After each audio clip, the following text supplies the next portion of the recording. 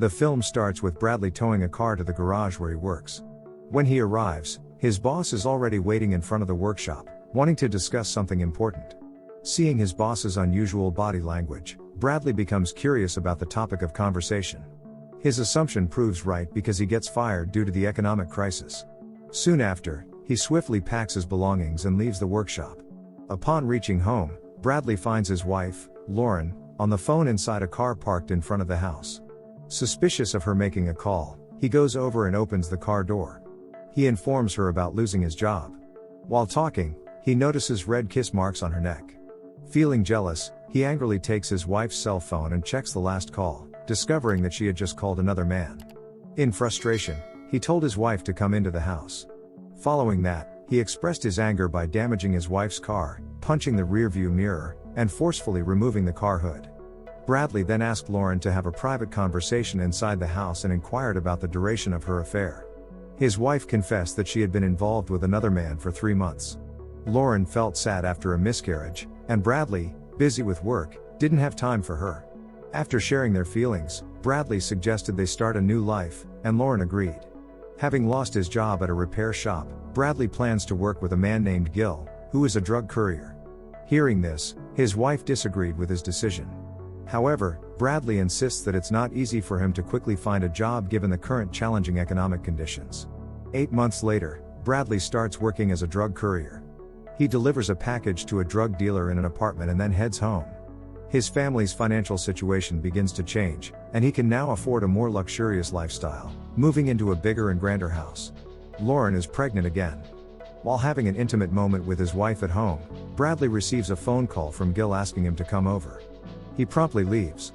Upon arrival, Bradley is introduced to a new friend of Gil's named Eliezer. Eliezer is a stylish man with black hair and runs a large-scale drug ring in Mexico. Eliezer brings along 2 men, Roman and Pedro, who have imposing and muscular body postures like bodyguards. Eliezer informs Bradley that these 2 men will accompany him on duty. However, Bradley turned down Eliezer's suggestion because one of Eliezer's men named Roman seemed intoxicated with drugs.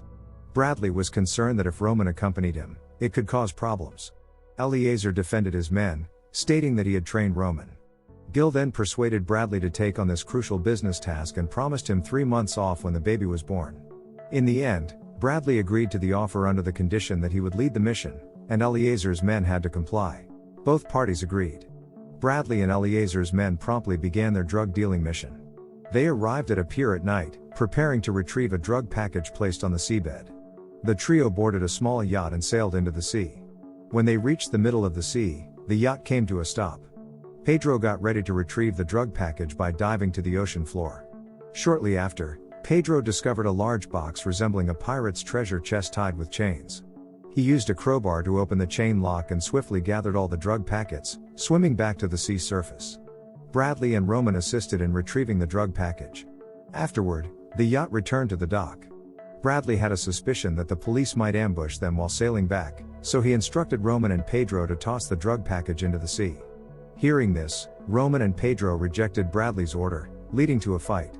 In the end, Bradley eventually parted ways with Roman and Pedro. However, when they reached the car park area at the pier, Roman and Pedro were already surrounded by the police, leading to a shootout. Witnessing the incident from a distance, Bradley hurriedly walked back to the yacht. Unfortunately, on his way, he encountered a policeman who sought his help. Bradley had to think quickly to avoid suspicion, so he pretended to be a civilian assisting the police. Then, he shot Roman and Pedro. Pedro died in the shootout, and Bradley got arrested by the police, immediately detained. At the police station, Bradley faced interrogation from a detective. The detective discovered that Bradley was a clever individual capable of deceiving others. However, the police weren't naive. Eventually, Bradley underwent a trial, and the court sentenced him to 7 years in prison for murder and possession of illegal weapons.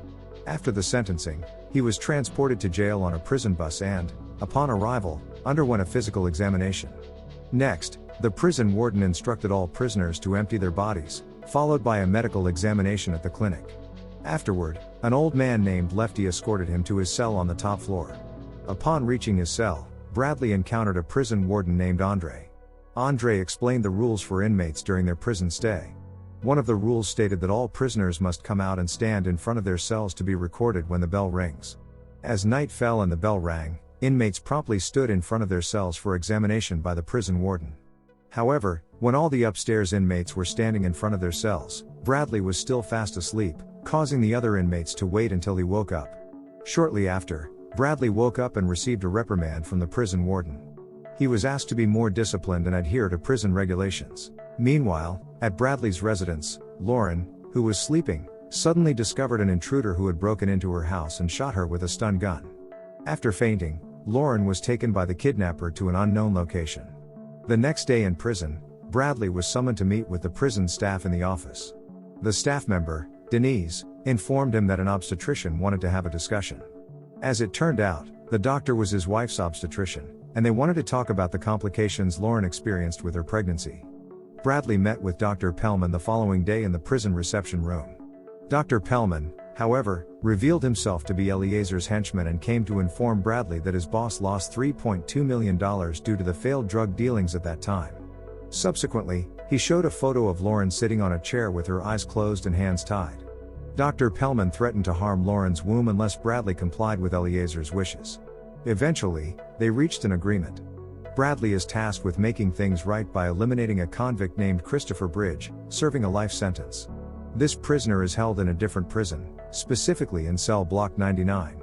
After concluding his conversation with the visitor, Bradley is escorted back to his cell by the prison warden. Just before entering his cell, he unexpectedly removes his shoes and starts hitting Andre with them, sparking a brawl. Bradley intentionally incites chaos to secure a transfer to cell block 99 in Redleaf, an area of the prison with maximum security. While Bradley can easily overpower Andre, some of Andre's colleagues intervene and manage to apprehend him.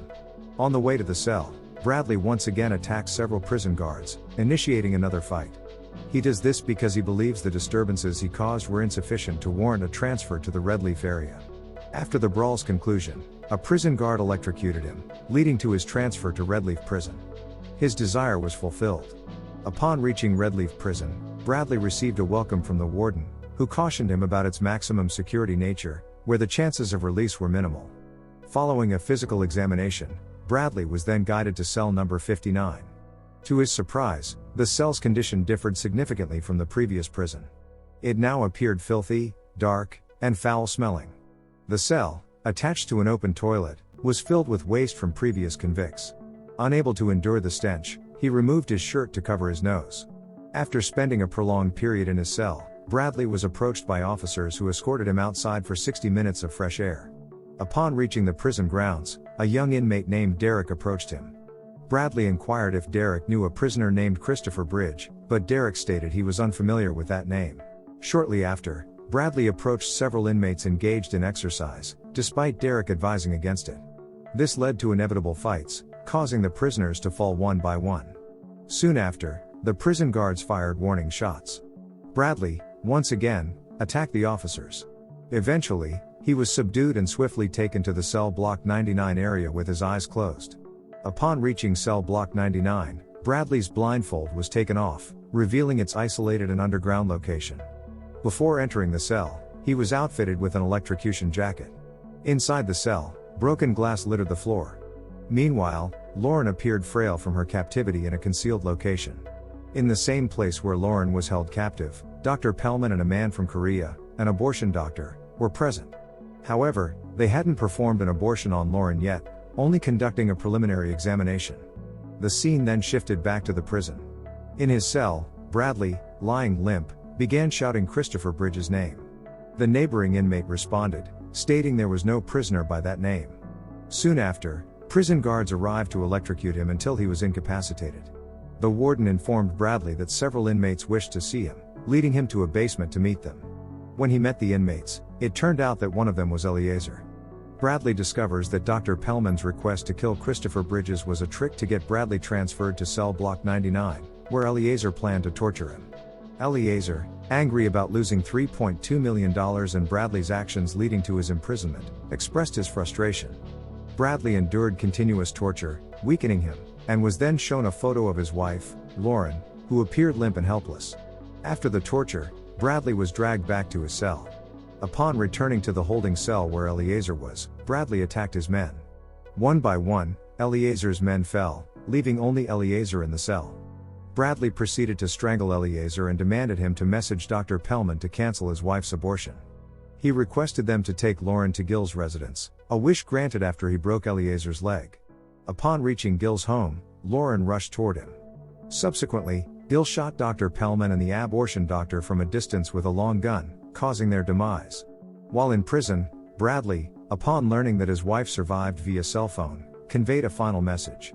He asked his wife to put the cell phone to her stomach so that the baby could hear the message, expressing hope for the child's health and intelligence.